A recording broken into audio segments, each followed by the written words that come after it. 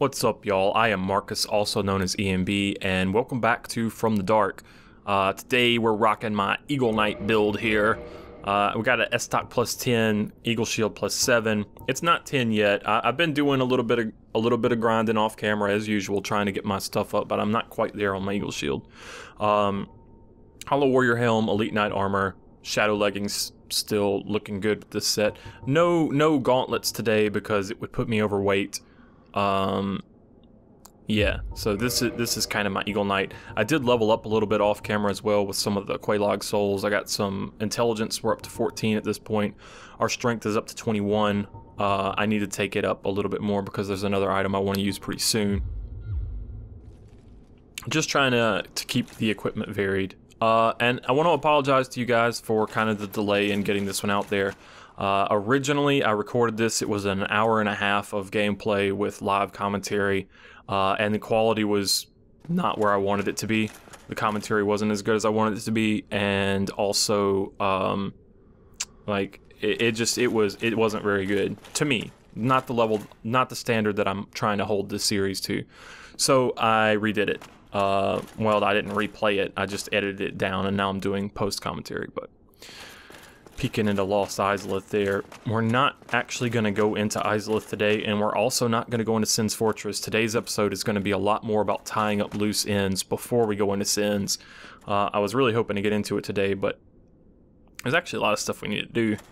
It's kind of unique elevator, and it looks like that was walled off before, but broken. This room, of course, hides one very large, important secret right here. This passageway with an egg bearer. It's very fascinating too that they actually do give you a hint that this not to attack this egg bearer, and that is the fact that when you first enter Quelaag's domain, there are several non-aggressive egg bearers there, and that's strictly to serve as a hint to you that hey, don't just attack these guys. You never know, right? Oh dear, what have we here? Are you a new servant?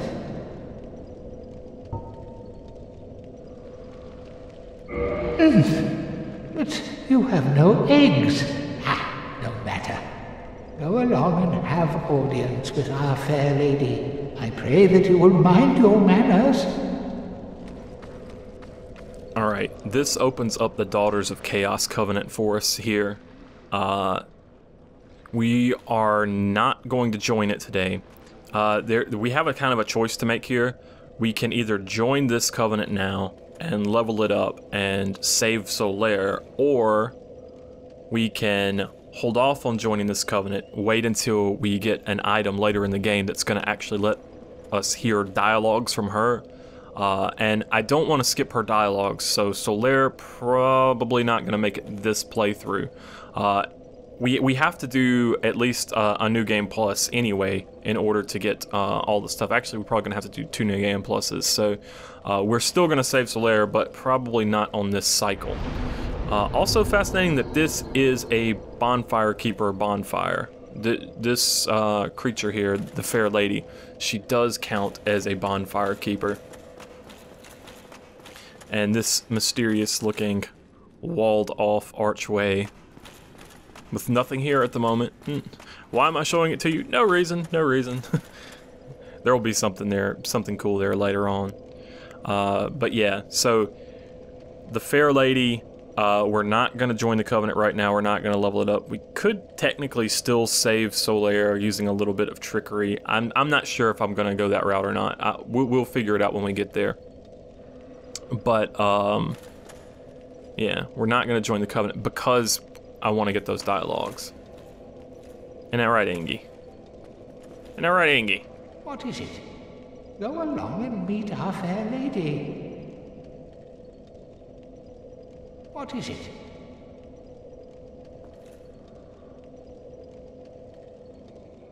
And here you see me trying to I was trying to make the decision right there. Are we going to save Solaire? I did end up talking to her, and you see you get this ... question mark.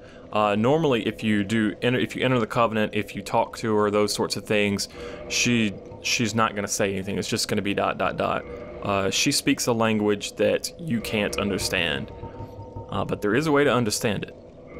Here just showing that this Firekeeper soul is the long-lost one from Blighttown, so we're going to go ahead and use it to reinforce our Estus Flask. At first I was worried that I was about to use Anastasia's soul, and then I remembered, oh wait, no, I don't have that yet.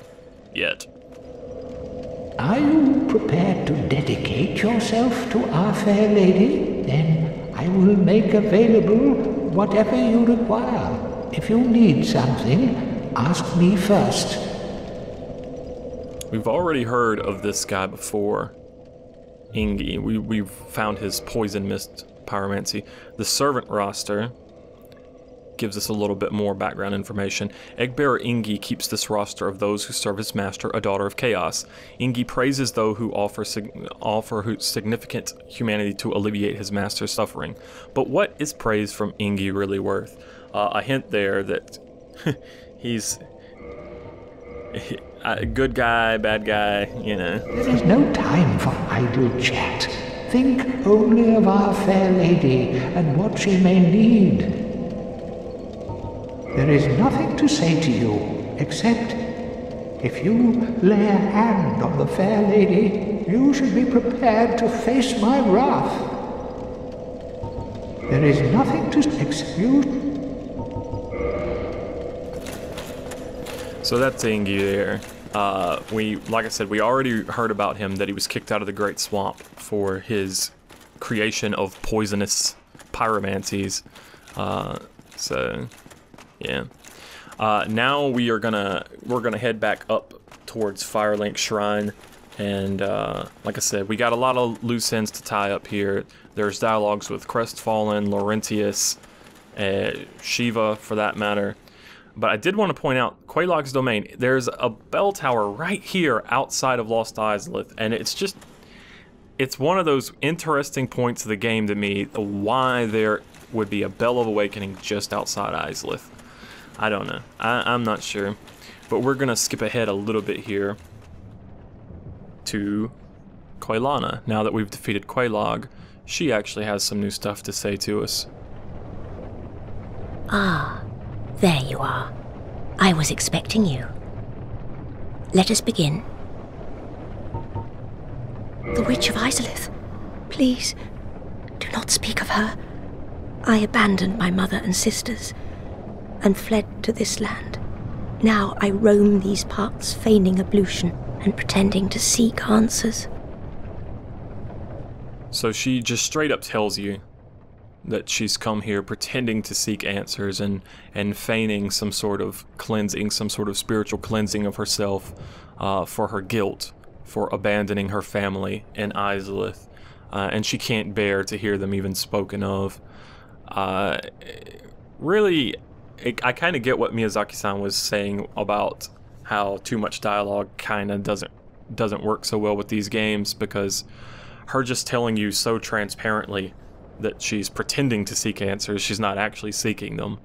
It does kind of come off a little bit awkward, but Quelaag is one of the coolest characters in Souls, period, so I'll forgive her. Pyromancy is the art, but remember, always I would hate. Wish she had more new stuff to say. And we're gonna go ahead and get Great Combustion. We're gonna need this to trigger more dialogue from Laurentius. Now go. Whatever you do, do not crack and go hollow, lest my time spent on you be wasted. Any of her chaos pyromancies will actually do the trick.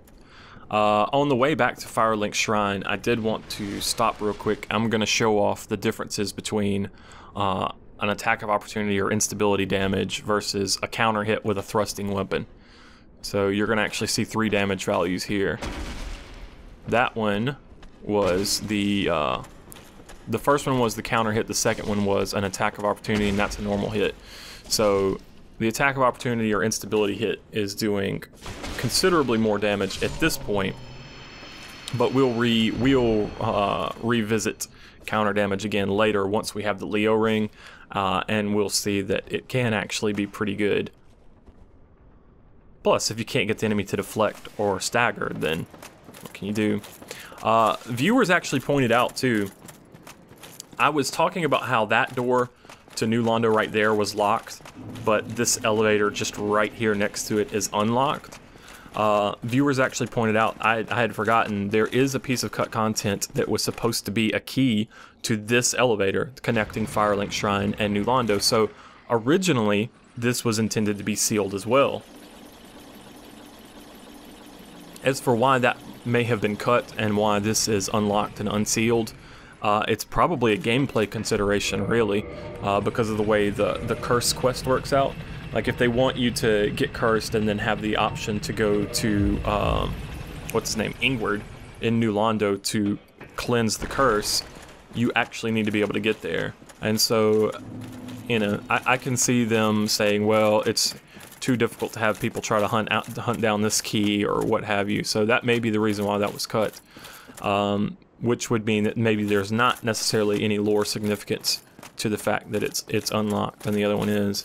But it's still just a kind of a fascinating point. And now we say goodbye to Mr. Crestfallen. What up, bro? Did you ring the second bell? That is incredible, I must say. But now we have a new problem. It's noisy, it snores, and its breath is lethal. This is no laughing matter, I tell you. Damn, that stench. And I was really beginning to like it here. Maybe it's time I do something about it. That dialogue sounds a little bit sinister there, Mr. Crestfallen. It's noisy, it snores, and its breath is foul, and he's gonna do something about it. And what is it? What is it? It's King Seeker Framp that we see over there. We'll speak to him in a minute, but first, Laurentius. Oh, hello there. You've been a stranger these days. Why? What spectacular pyromancy? Tell me about it. I have never seen anything like it. We're getting this dialogue because we have Great Combustion. Once again, Laurentius is from the Great Swamp. He's not been to Blighttown. Blighttown is in Lordran. Lordran is not the Great Swamp. This is the forbidden land of ancient lords, and everything here is part of Lordran. The day he turned undead, he was ecstatic that he actually got to come on pilgrimage to Lordran because he's looking for the root of pyromancy, the godmother, the legendary godmother of pyromancy, of Izalith. And we have one of those pyromancies, so he's very interested in that. And we can either tell him yes, and he'll go and try and find her, or we can tell him no and not impart that information. I see. I suppose I was mistaken. In any case, I definitely trust you. Apologies, my friend. Forget that I said anything. Why? What spectacular pyromancy? Tell me about it. I have never seen anything like it. But unfortunately, to see the end of his story, we do need to say yes and tell him about Quelaag of Izalith, who teaches chaos pyromancy in the swamp. Why, yes, of course. Thank you for sharing. I'm still an able pyromancer. I shall locate her myself. I'm in your debt, once again. The pyromancer's flame. When I gave you that flame, I gave you a part of myself. Please take good care of it. Goodbye then. Be safe, friend. Don't you dare go alone. Good guy Laurentius, even if you deny him knowledge of that which he came to Lordran to seek, he sees that you have it, and even if you refuse to tell him where you got it from, he still says, that's okay, I trust you, friend. Good guy Laurentius. Oh man. Sad story.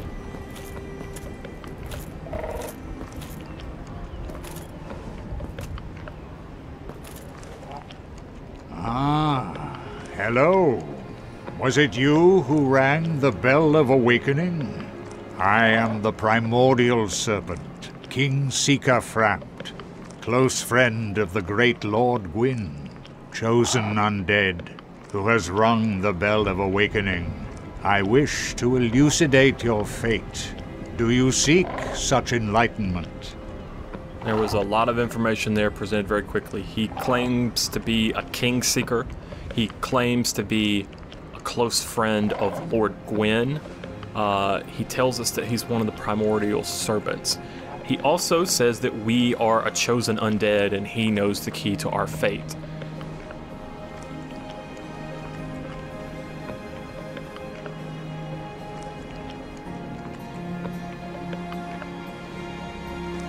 Very well. Then I am pleased to share. Chosen undead, your fate is to succeed the great Lord Gwyn, so that you may link the fire, cast away the dark, and undo the curse of the undead. To this end, you must visit Londo and acquire the Lord Vessel. So he says you're chosen to succeed Lord Gwyn. He calls himself the King Seeker. He's saying you're going to be king. You are going to extend the Age of Fire, cast away the dark, and reverse the curse of the undead. He's telling you all this noble, glorious stuff. And if this was a standard RPG, you are the chosen one, the chosen hero who must save the world, and you will become a king, and everything's gonna be great. But this is Dark Souls. I am pleased to see you well. Is it something urgent? Here we got a lot of really cool options here. We can actually feed him items. This works as a way to sell our items, and you can see he puts different degrees of value on different items.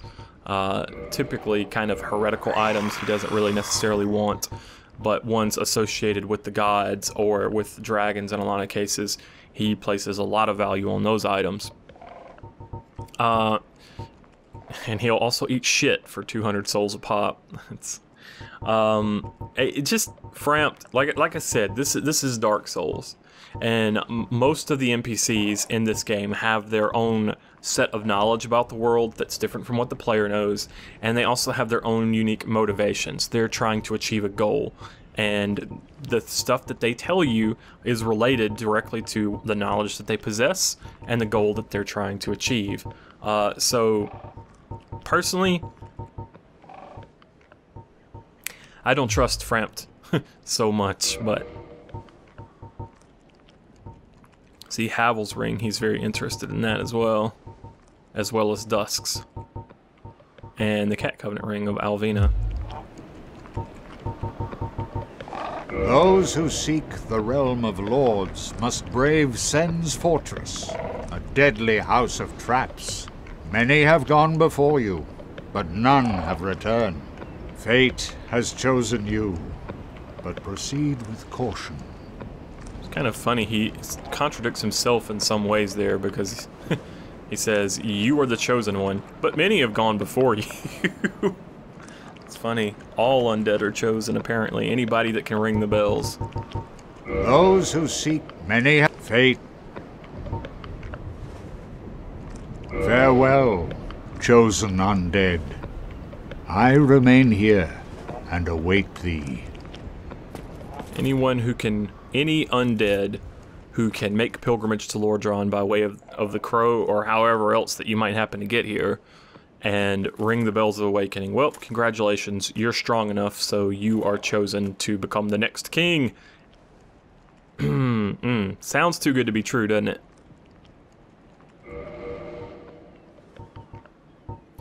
I've got 99 green Titanite shards because of all the damn large Titanite shard farming that I've done to power up all these weapons. But notice that I don't have any normal Titanite shards. We are about to handle that with his other function here. You can feed him different levels of Titanite and it will downgrade it, but it will actually give you more. So in this case, I fed him 1 green Titanite shard and I got 5 normal Titanite shards out of it. This is a very good way to catch up a lot of your weapons. Like, green Titanite shards are super easy to get from the slimes and from the slugs. The slugs drop 3 or 5 at a time. So it's very easy to get a lot of green Titanite shards, and then you can just use those to turn into normal Titanite shards, level all your stuff up and get it all caught up, and then you just need large Titanite shards, which we will soon be able to buy after we get into Sin's Fortress. So it's good stuff. Next, Alvina. Ah, thou dost cometh. How fares ye? My hopes for thee are of the highest. Do not such a hope shatter with foul disproportion. Ah, my hopes. I came here for a dialogue. She actually has a warning about Shiva, but apparently I've missed it. That was just a mistake on my part, and a very frustrating one. It seems like I just missed that dialogue. She actually says, she mentions that strong lad from the east and that shadow that's always following him about. C'est la vie. We'll try to get it on the next run through. I think maybe I needed to have spoken with her immediately after I joined the Covenant, spoke to Shiva, and then go right back and speak to her. I think maybe what I should have done. But what can we do? Other than head back down into Blighttown, where we have some more kind of side quest stuff to do. If you want to call these side quests, very sad conclusions. You don't have to let your NPCs hollow like this.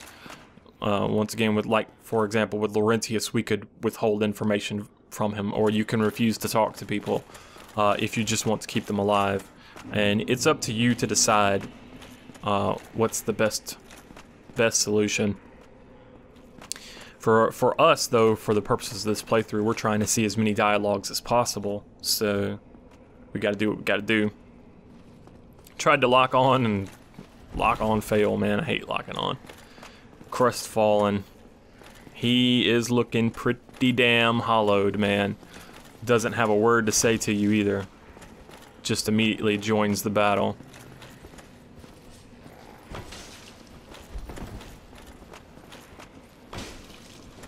Sitting here just poking away at him. The Eagle Knight. I did want to show off the fact that he will parry you, or he'll try to. Whenever he has his shield up, if you attack him, he'll try to parry. Like this. But interesting that he can miss his parries too.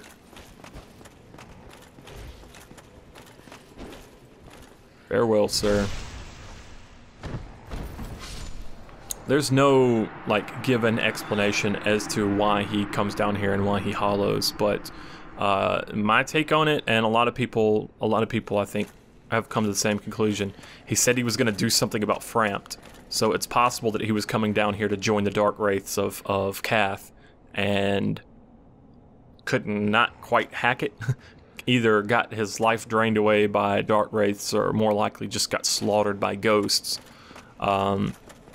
Whatever happened to him, he died and cracked and went hollow, and we had to put her down, man.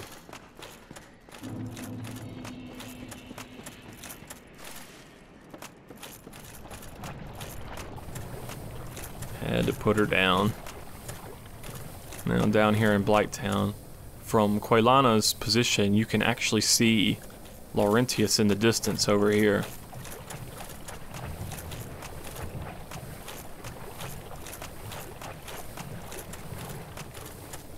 And you want to say, hey friend, how are you? You're very close to your goal. She's right over here. Just right over here. I'll show you.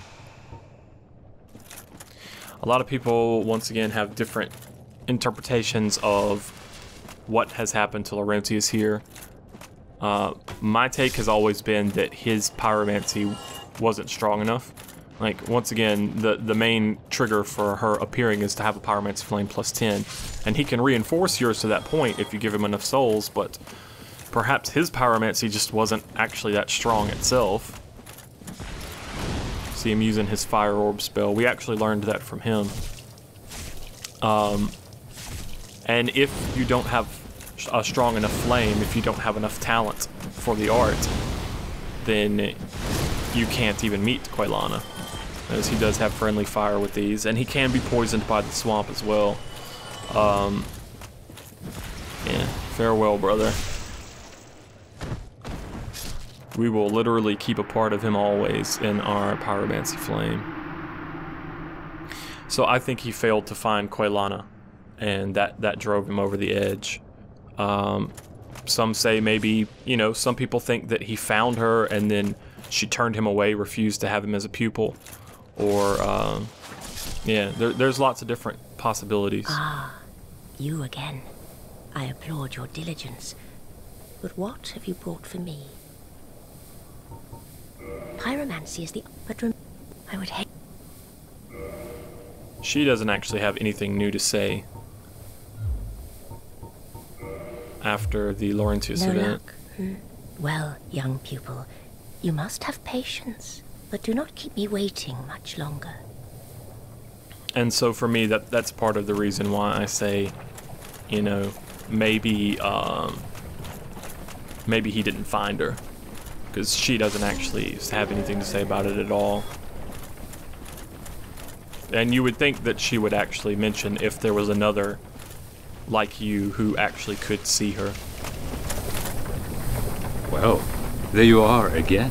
I've culled my best picks from my last summoning. Have a look, will you? I've culled the best picks from my last summoning. Me giving one more once over. We've got the washing pole. We're gonna go ahead and get the claw here. I want to make sure I've got the stuff. We can pick up the other things in other places, so I'm not too worried about it. Right then, I'll be seeing you. We already have the ring and his shadow. Yep, time for one of us to die. Spoilers. It's gonna be me. I'm gonna throw my life away because he actually has a line in dialogue just from being able to kill you. So here you can see the Murakumo in action. Pretty nasty weapon, hits really hard too. This guy, of course, is hostile to us as soon as we attack Shiva, but he was stuck until I came over here.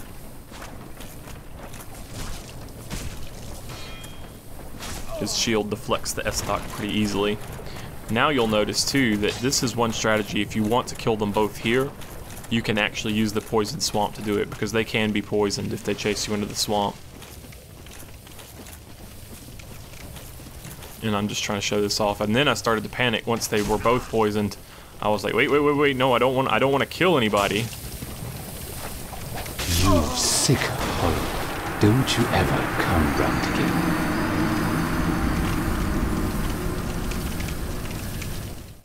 Now, another important point that I want to show here is that if you die, well, so you have to be in the Forest Hunters Covenant and speak to them in the forest to get them to move down here. But then if you die while you're in the Forest Hunters Covenant, you get kicked out of the Covenant, so they go back to the forest. They're no longer down here. Also showing off, I'm not using the Rusted Iron Ring, so I have slowed movement in the swamp. And then the halberd glitch.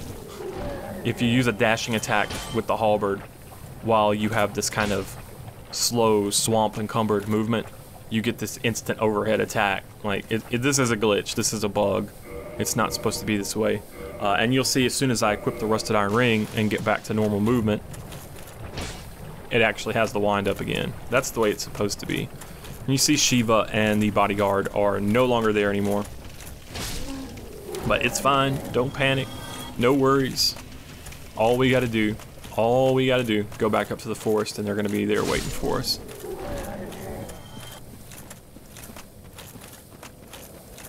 But first, get rid of this damn poison.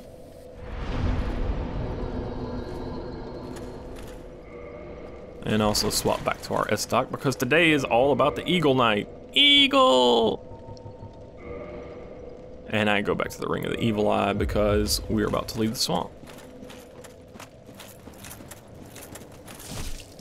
Yeah. So don't panic if you try to fight Shiva and the bodyguard here and you're trying to kill them and they get you, because it's okay. They're just gonna go back to the forest, which is pretty much where we're headed, but we might make a little stopover somewhere and talk to somebody we haven't chatted up in a while first. An old friend. Oh, there you are. Where have you been hiding? I guessed you'd hop the twig for certain. Bah! Shows what I know. It's actually quite nice here, you know. The Hollows don't care for a skinny old twig like me. I've got Yulia, and nobody pelts me with stones anymore. You're undead. You know how it is. I was treated worse back at home. Talks a bit about the plight of the undead away from Lordran, where they're pelted with stones and abused. Also a little bit of lore in there in that the Hollows aren't after a skinny twig like him, perhaps because he has little humanity or few souls. Probably because he has little humanity. And he also mentions dear Yulia. My wares? Of course they're stolen. What did you think? And when you lose your head, I'll sell it all again. He strips equipment from Hollows, from dead. She strips equipment from the dead before they become Hollows. Oh, this one. Ain't she lovely? Her name is Yulia. She's plumb in love with me. You'd never leave my side now, would you, Yulia? A lot of people have different interpretations of what Yulia is. Some say an invisible pet, some people say the bucket. I say it's obviously the Uchigatana. That's my interpretation, but yeah. This next dialogue is kind of a pretty good hint. These wares are not for sale, this Uchigatana. Oh, you can forget it. I'm all that she needs. Careful! She'll bite your little fingers off. Be kind, Yulia, be kind! She'll bite your little fingers off, and she is not for sale. It's his katana. Here, I'm not here to chit-chat. We talk business, or we talk nothing at all. Alright, that being the case, lightly enchanted golden powder. I wonder if that was intended to be a pun. Just because of the fact that in Ulasil they have the repair sorcery, and their sorcery is very much based off of light. So I wonder if repair powder was intended to be a pun there, lightly enchanted. Kind of a double meaning. I don't know. It could just be a coincidence. Here I'm going through and making sure that I've got his unique stuff. I don't think there's another place to get the East-West shield. I can't remember. Maybe somebody drops it. But I want to get the chain stuff as well. You can actually get this in the DLC. Prior to the DLC, this was the only source, but you can get it in the DLC now. But I want to go ahead and make sure and buy this stuff now, because we are about to say farewell. Oh, thank you very much. Come back soon.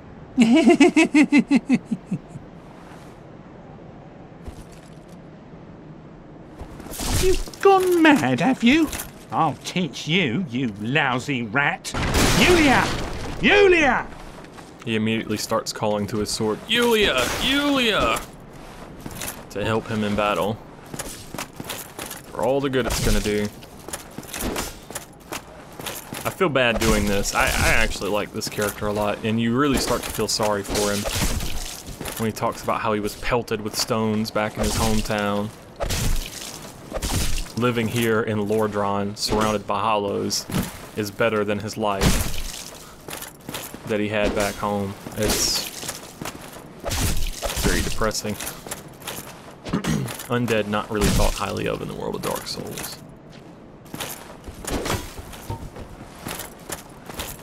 Now you see me, now you don't! He still sees me.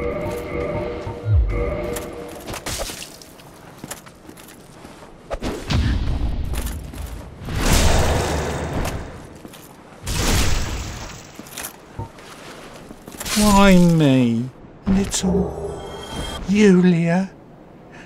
Oh.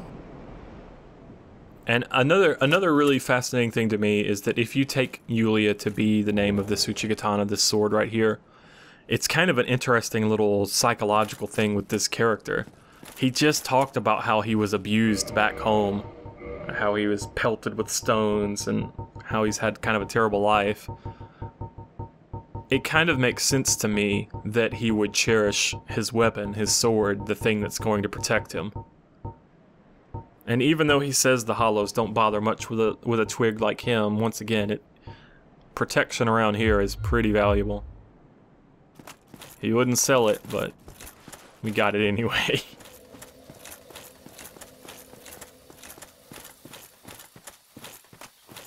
And now to wrap things up, we just have to handle Shiva and his ninja. And of course all these forest hunters that are in the way.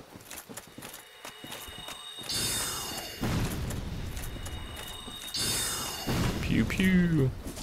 Leather shield also causes the S-stock to rebound. It's unfortunate.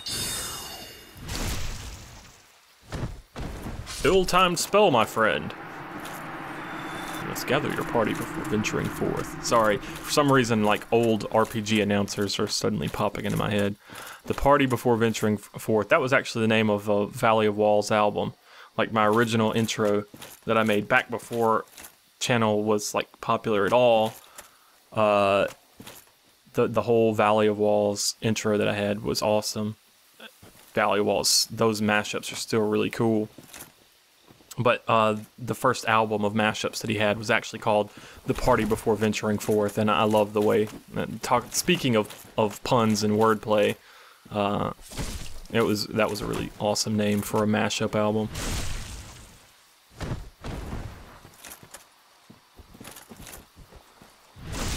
Told you I'd be back, motherfucker.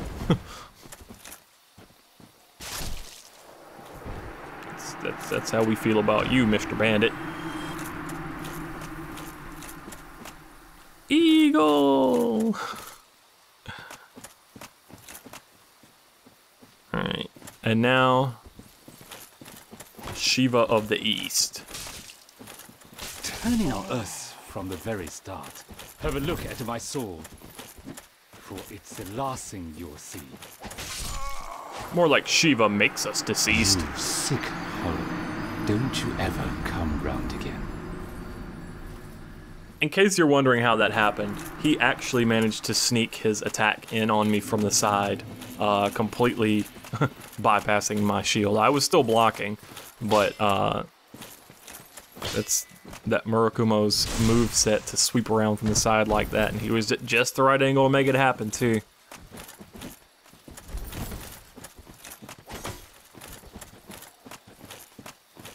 The fuck out of here, Shiva. He uses a lot of stamina when he swings his sword though, so you can break his guard like that. You poor fool. You won't be able to run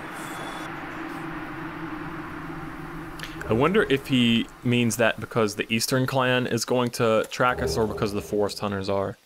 Probably the Forest Hunters, but I don't know. Either way, we get Murakumo and we get his round iron shield, which both really unique pieces of equipment. The Murakumo, giant curved sword forged using special methods in an eastern land. This unparalleled weapon cuts like a katana, but is heavier than a nata machete. Requires extreme strength, dexterity, and stamina to wield. This is a very popular weapon for kind of hybrid builds, if you have enough strength to two-hand it. And the thick iron shield of Shiva the East, the heaviest of the standard shields, deflects enemy attacks. A famous specimen from Shiva's collection, but none who have faced it have lived to tell the tale. Once again, Shiva famous for collecting weapons and armor, but the shield in particular, it has a heavy deflection type. You can compare and contrast with the Eagle Shield. It has 100% physical block, where Eagle Shield doesn't, but it's got much lower stability. The main benefit of the Iron Round Shield is that it can actually parry, and this is the only shield, I'm pretty sure this is the only shield that can parry that also has a heavy deflection type. And I'll show off the deflection types more later on, but suffice it to say that it determines whether or not the enemy rebounds off your shield after you block one of their attacks.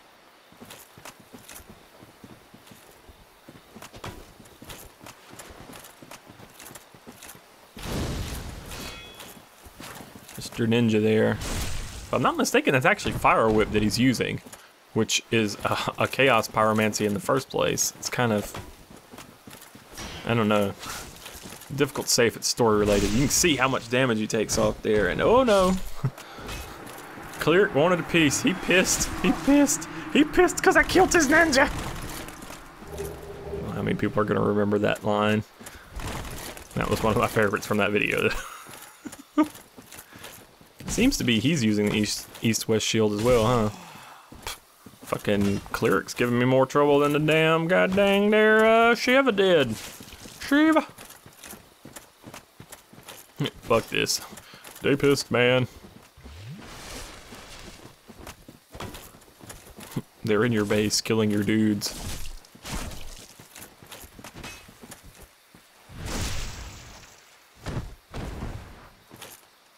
Fairly well.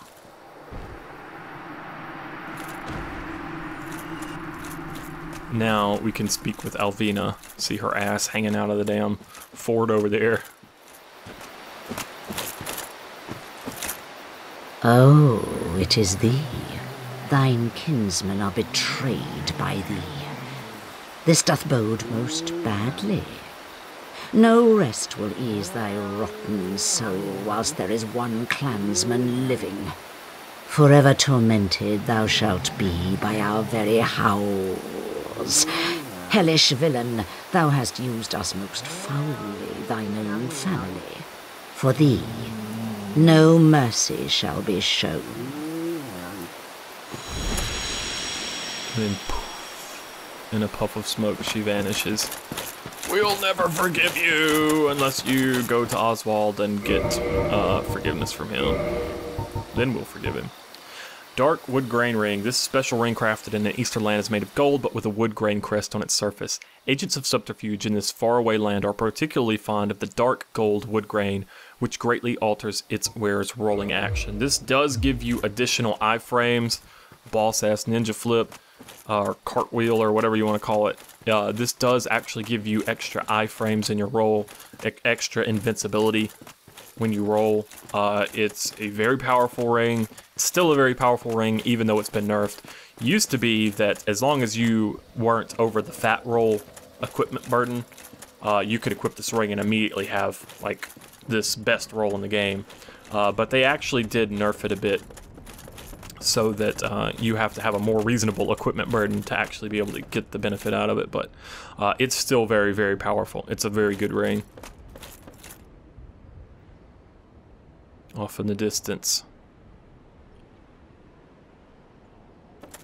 So we came here to visit Oswald and ask for forgiveness.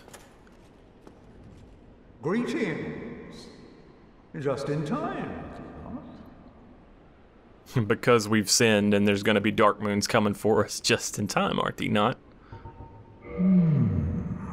Has thou acquaintance with Petrus of Thurn? I'm for it.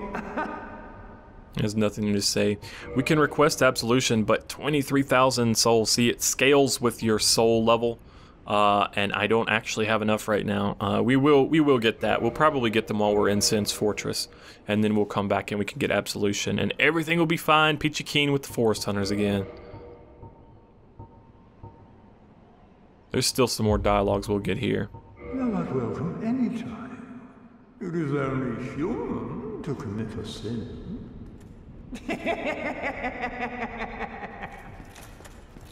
Guys, I am Marcus, also known as Epicnamebro. That's going to wrap up From the Dark for today. We will head into Sin's Fortress next time. Once again, thank you very much for being patient with me. I'm trying to keep the quality up more than the quantity. I'm trying to get them done as quick as I can, but I want to keep the quality up. Let's do the thing, and I'll catch you guys next time. Later.